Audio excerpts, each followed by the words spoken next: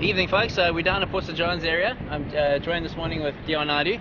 We're actually going to spin this morning for cob and possibly get a Garrick as well, but we're going to try for cob.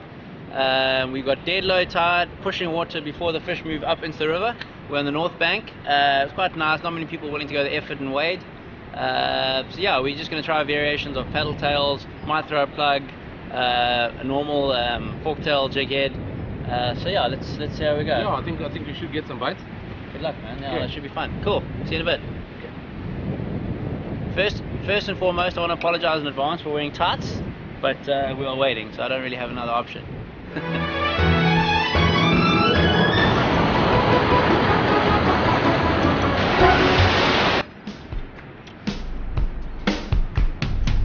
Ready? This is that system I'm talking about weedless. Oh, okay.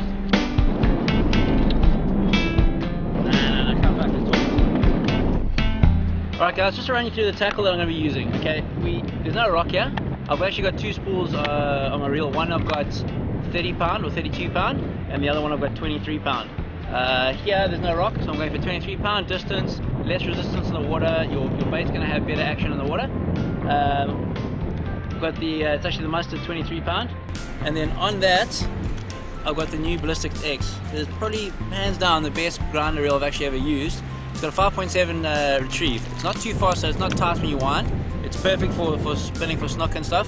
It's a nice big handle, and so far, I mean, I'm not really known for my, I'm not really known for looking after my reels, but so far this thing has been phenomenal. On that, I've got the new, I think it's a 2015 range Exceller. It's 11 foot with a 2-piece. Deon's fishing with a 3-piece, 11.5 foot. Very nice for traveling. I've actually got the 11 foot by default. I wanted that 3-piece, but he managed to get his hands on that. And then I'm just going to show you in a sec of what baits we use. I'll say baits, what artificials we use and how we rig them. Alright guys, well, I'm going to be using McCarthy. This is a 5-inch. We've got a 5-inch and a 6-inch. Now, the variation between a 5 and 6-inch, I like a 6-inch because a bigger bait, the paddle makes more noise, but you don't throw it as far. So I'll have a 5-inch and a 6-inch, and I'll just switch between clips. And I'll have a normal fork tail, but I'll go through that clip later. On that, I've got it's a mustard darter jig head. It's a 7.0. It's got a nice sharp hook, but it's also a strong hook. You can see the gauge. It's a solid hook. And I'm fishing with a 28 gram there. It's 1 ounce. I've also got a 1.5 ounce if I want to throw further.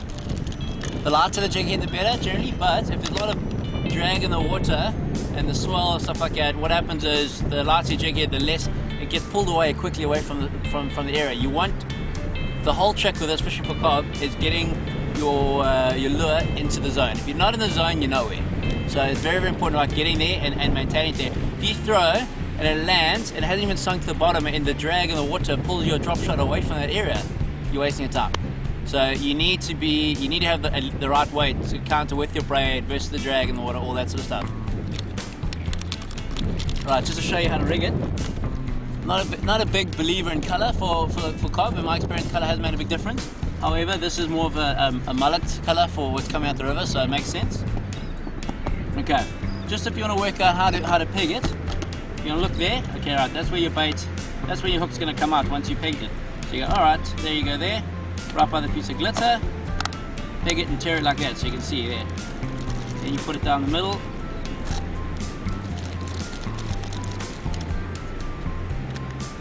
Slide it. You get to that same spot where you tore. Push up. And you have it. Perfect. Now, I mentioned about a clip. That's a little mustard fast edge clip. Basically, you tie your leader to there. I've got 0.55 Siglon fluorocarbon. But I just love that diameter. I've used it on the paddle ski. I've used it on the boat. It works for me. The clip, the beauty of it is I can just chop and change between different lures. Alright, normally the spoons and stuff, it's got a smaller eye. I'll be honest with this jig head, you can see the eye of the hook is quite thick.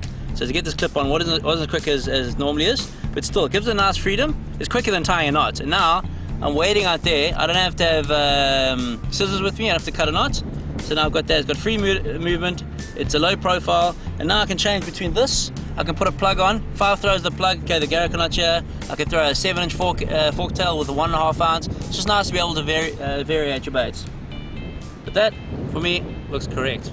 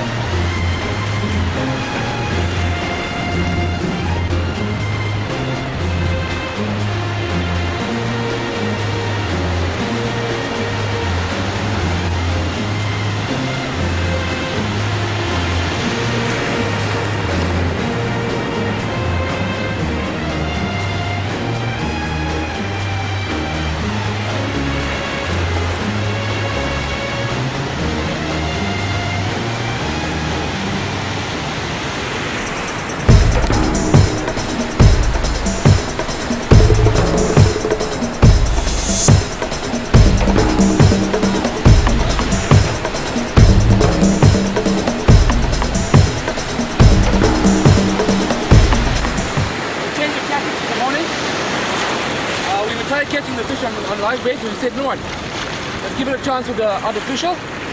So we came down to the mouth and literally forecast using a 1 ounce jig head, McCarthy 5-inch paddle tail white, and as you can see, I've got that new 2015 model Excella 11 foot 5 rod, and I'm using the new Excella 4000 reel with some 20-pound mustard braid on. I'm on, which I think is a Garrick. And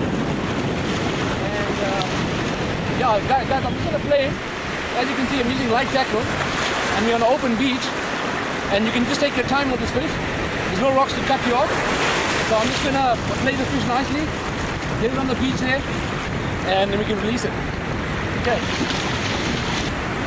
Guys, in terms of the bite, what I did was, I waited as far as I could, and I got to the outside bank, and literally, as my jig head on my lure hit the bank, and 2 lifts off the bottom, and I was on.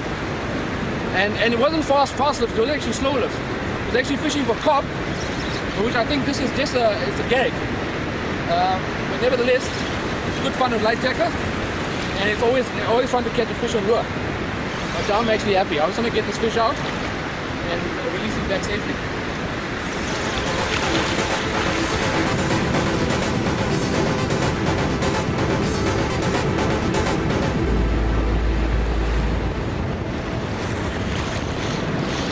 Guys, I love this type of fishing. Light tackle for me is the in thing now, and I've been doing it for about 3 years. Since I've given up competitive rock and surf fishing, and this is my new hobby. This light tackle. Nevertheless, I enjoy catching them on live bait, but I think there's more fun catching them on light tackle. And it's actually good fun, as you can see. Play the fish. And on this beach here, as I said again, I can't even cut you off. So you can take the entire day if you want to. And to get a fish on artificial, it beats the live bait.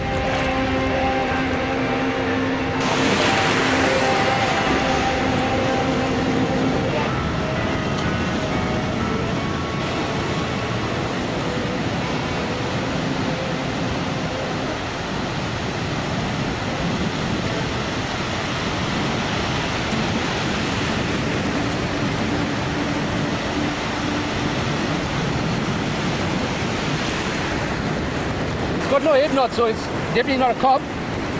But as you can see, the fish is fighting on the surface, and the water is a little bit discolored, so you actually can't see the fish properly. Oh, there you go. You can see the Excella 4000 is doing his job, and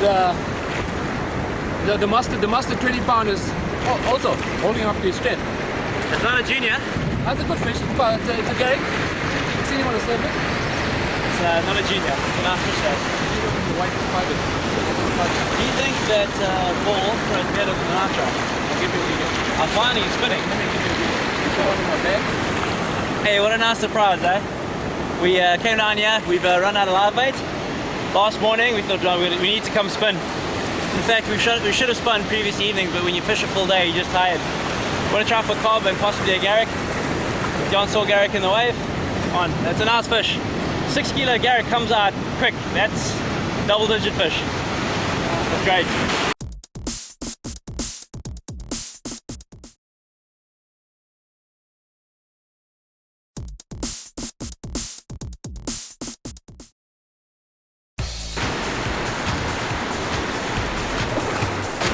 I'm on. I think it's a Garrick. Literally forecast. Deon saw Garrick in the wave. On, that's a nice fish. 6 kilo Garrick comes out quick. That's double-digit fish. That's great. I said, guys, with this new 11-foot Excella rod, it's got a nice action to it, as you can see. With the previous Excella, with the 10-foot, we had more tip action. This is actually the entire rod is doing the job. And listen, I'm not putting a lot of pressure on the fish, you can see. I'm pulling it easy, but as I said to you guys again, we're fishing on the beach. There's no structure to cut you off. So I'm just taking my time so we can get this fish back in the water once we landed it. I think we just timed it right. The tide's pushing in now. So as you can see, there's dirty water coming in and makes a bit of a line. If you look over there, the dirty water is pushing in and makes a bit of a distinct line where the clean water and the dirty water meet. So I was actually throwing on the back of that white water there.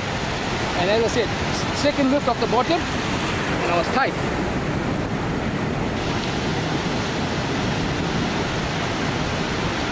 This fish is actually caught in the rip here. That's why it's giving me a little bit of a hard time to get it over the sandbank. It's actually just sitting in the current there.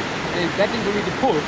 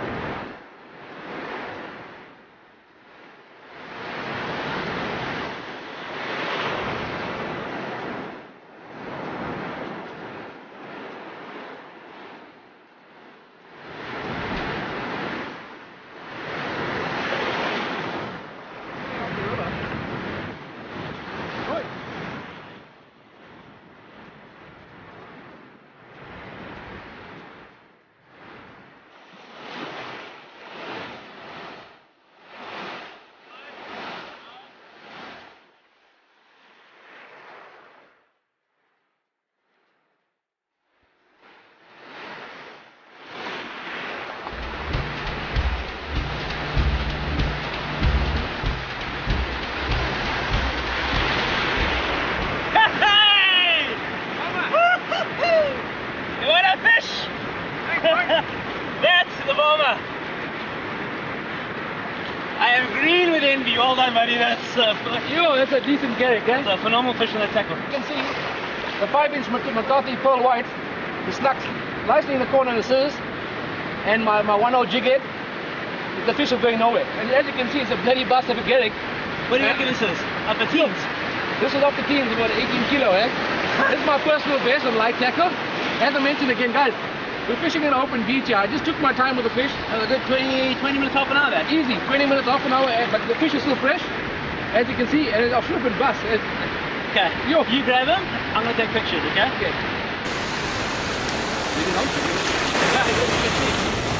My personal best ever on drop shot. Okay. Stay like that to the camera, everyone stay like that, stay like a photo for Deon. One more with the surf in the background because it looks like a river fish. Okay.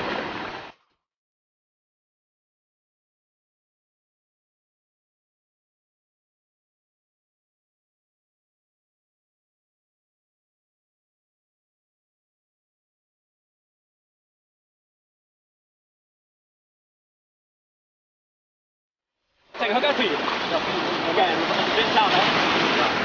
Salmon fish. Okay, guys, I'm just gonna put this fish in a deeper water. Pass me your rod. I want to try and revive him a little bit. As you can see, light tackle is tired, but he's still swim out. He's been holding me a few seconds. As you can see, he's trying to kick now. You can see he's getting some energy back. Kazi, we came with a mackerel and a shad. We had phenomenal fishing, but that, fish of the trip. Fish of the trip, well done. 100%. Now I'm going to try to catch one myself. Yeah.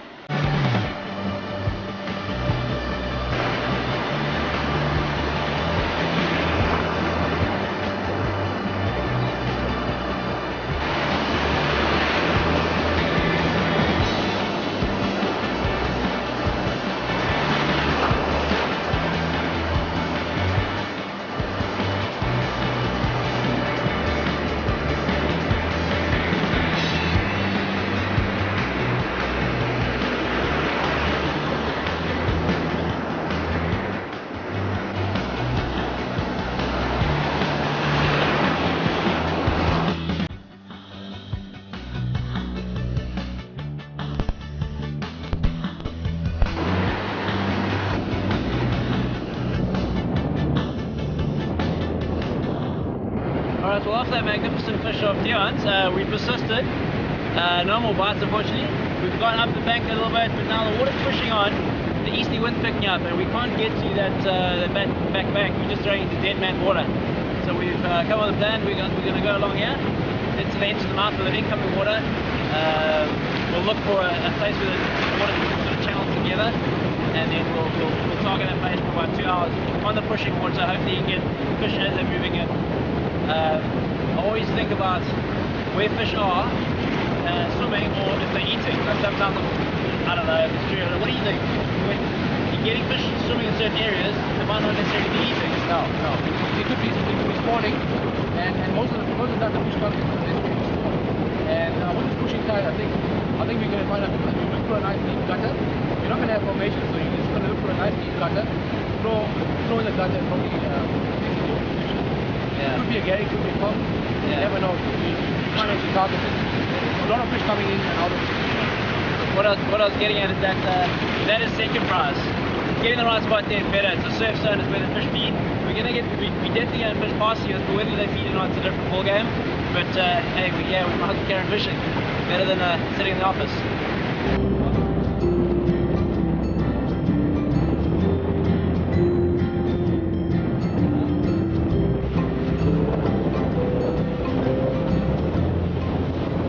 Alright, well, we were on the north side of the bank, and the water started pushing us off the bank, and you could go wading, but yeah, with the Zambesis and stuff, not comfortable.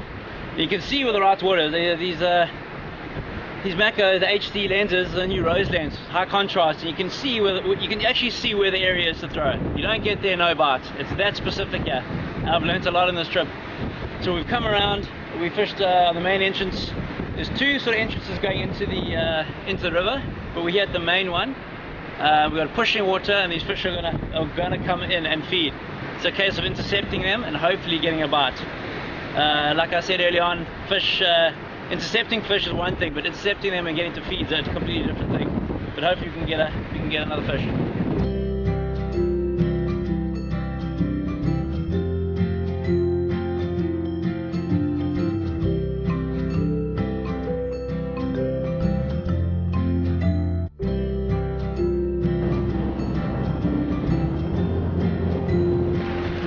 Alright, well that unfortunately brings us to the end of actually a fantastic session, especially for Deon, and it always amazes me. It doesn't amaze me, but it just proves it time and time again. Put the right bait in the right place. Our window period for where we were, in hindsight, we worked it out an hour, was probably an hour. Yeah, probably an hour. We blew half an hour of it by messing around. We got there a little late. We didn't realize the tide was lower, a little bit earlier than we expected. We got there, we should have been there earlier, we might have got another fish. One bite for the morning, that phenomenal fish. That's a fish of a year, guys. That's a special fish. Deon, well done, bud. That's really well angled. That was a great spinning with you. And yeah,